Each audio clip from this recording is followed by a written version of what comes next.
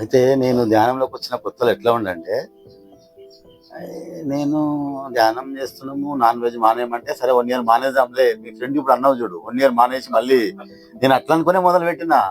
నాకు ఈ term life long మానేస్తా అనుకోలేదు నేను. అది నేను 1 ఇయర్ మానేస్తా ధ్యానము, నాన్ వెజ్ మానేస్తా, ఇక ఖాళీగా ఉన్నాం కదా దాంతోపాటు ధ్యానం చేద్దాం అనుకున్నా. ఇట్లనే ధ్యానం సెంటర్ పోతే వాళ్ళు ఏం చెప్పారు, సార్ ఏం చెప్పిండు, లేదా నాన్ వెజ్ కూడా మానేయాలంటే నేను లోపల అనుకున్నా, లేదు సార్ మానేసిన అన్న. నేను లోపల అప్పుడు ఏమనుకున్నా అంటే, ఒరిజినల్ గా 1 ఇయర్ గా నా కాన్సెప్ట్, 1 ఇయరే మానేస్తా, తర్వాత నా పని నేను చేసుకుంటా అనుకున్నా. కానీ ఆ సార్ చెప్పిండు 40 రోజులు చేయాలి ధ్యానం సీరియస్ గా అంటే, నాకు 15 రోజులనే అసలు ఆ నాన్ వెజ్ వాసన ఏందాక నాకు అర్థమైతలేదు. ఇట్లా అంటే కోపం వస్తుంది. ఇట్లా ఇంట్లో వండుతుంటే ఇట్లా మా బాబు అప్పుడు డిగ్రీ చిన్న ఆయన, పెద్ద ఆయన, ఏం డాడీ ఆదివారం కాగానే నేను పోయి తీసుకొస్తుంటే, పొద్దున్నే పోతుంటే రెస్ట్ ఉంటుంది కదా మళ్ళా. ఆడ పెద్ద మటన్ షాపు, వాడు మన కోసం పెట్టిండేమో అనిపించింది నాకైతే.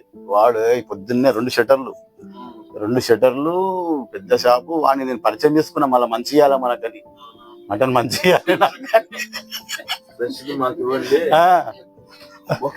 వాడికి నమస్తే అంటే ఇట్లా పరిచయం చేసుకొని, వాడు మనం పోతే మంచి సప్ప కొట్టాలి, మనకు మంచి ఇవ్వాలి. అరే అట్లా ఉండేవారు అప్పుడు, అట్లా ఉండే కదా. అయితే ఇక తీసుకొస్తుంటే మావాడు, ఇక నేను ధ్యానంకి వచ్చినాక జస్ట్ 15 రోజులకే సార్ చికెన్ గుమ్మ అంటే నేను మన డబ్బులు ఇచ్చిన మామకి. ఏం డాడీ తినకుంటే తేగూడదేవా అన్నాడు. లేరా నేను దేనన్నా, 15 రోజులకే 2 వారాలకే నేను నువ్వు తెచ్చుకోపా అన్న. పోయిండు వండుతుంటే వీళ్ళు వండుతుంటే నాకు అసలు వాసనకి ఎట్లయితుంది తెలుసా, అసలు మామూలుగా అది మర్డర్, అసలు ఇంట్లోనే మర్డర్ అయితే వాసన అట్లా అంత చాలా ఇబ్బంది అవుతుంది. ఉమ్మడి బిల్డింగ్ పైకి పోయినా, అప్పుడు ఇంకా కరోనా స్టార్ట్ అయింది, ఎక్కడ బయటకు పోతట్లేదు. ఇంకా కరోనా అంటే మార్చిలో కరోనా స్టార్ట్ అయింది కదా, అంతదాకా కూడా కదా సార్. నేను జనవరి 16 తారీఖు ధ్యానం మొదలు పెట్టిన, ఫిబ్రవరి 1st వీకే నాకు ఇబ్బంది అవుతుంది ఇక నాన్ వెజ్ అంటే. కరోనా బిఫోర్ 2020 ఇలా నేను ధ్యానంలోకి వచ్చిన 16 తారీఖు అంతే.